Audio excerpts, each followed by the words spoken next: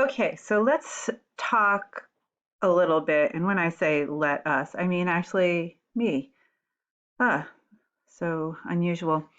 Um, I want to talk a little bit about how to actually turn that Google Earth image that you started with into a geologic map and say a little bit more about how people think about defining map units. So when they made that large scale planetary map for Mars, what they were looking at were units that looked similar. Because we can't visit Mars, we only have, sort of remote data available for most places. So lots of this is done by visually assessing the way that the surface looks.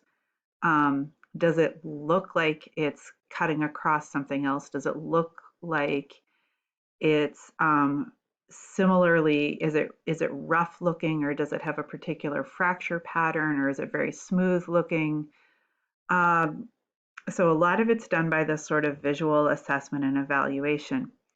For your project, you have both the Google Earth image, and you also have the infrared image. So you've actually got a couple of different sources of information here. They give you, I would say, complementary but overlapping information. So when you're looking at these slides, what you want to be thinking about is we're only putting things into three categories. So what's oldest, what's somewhere in the middle, and what's youngest.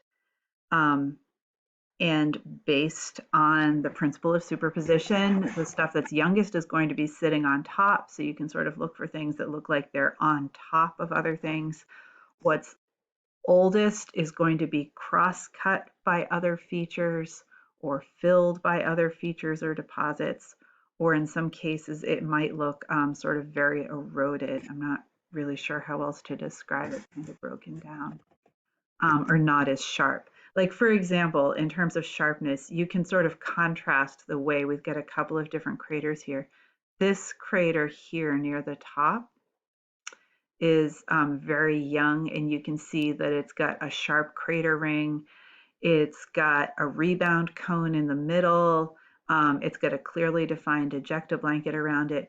Whereas when you look at some of these slightly older craters, the crater rim itself is no longer as sharply defined. It's been filled in by other material. You can't see the rebound cone or any of those features anymore.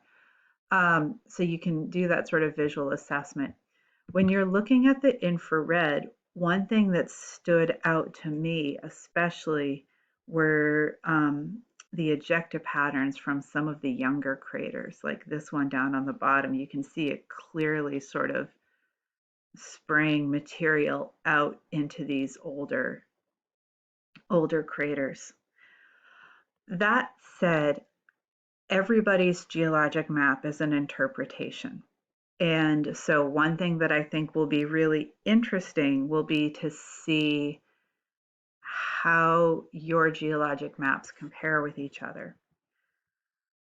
So what you want to do is outline your major features. And most people had done that in class. They had put their tracing paper down, sort of registered the corners, and then used a pencil to outline sort of the major, like the major crater features on here, or maybe that and its ejecta blanket around that, and this one and its ejecta blanket, something like that. So they've outlined their major features. Um, then you want to look for something that helps establish older and younger. So overlapping relationships, signs of weathering. You can use that infrared data if you'd like. And divide things then into three age categories. And for us, all we're saying is older, intermediate, and younger. Um, then divvy them up. Pick a color for each of them or a pattern if you're not into coloring. Um, and fill your map in. Then send a picture of your map and its legend to me. And then what we're going to do next week is I'm going to compile the maps together so we can look at them and see how similar they are. Um, and we're going to so we're going to talk about that. And then later this week, the last activity that I'm going to be posting is about um, uh, two geologic maps that were created of the same location. And it really emphasizes how interpretive these are. And you can only work with the available information that you have. And so people do their best, but maps are constantly getting updated and getting reinterpreted. So I think that's a really important thing to understand. They're not fixed in stone. All right. Hopefully this is enough to get you started on the assignment. Again, find me in GChat or email me and I'll try and get you some answers back. Thanks.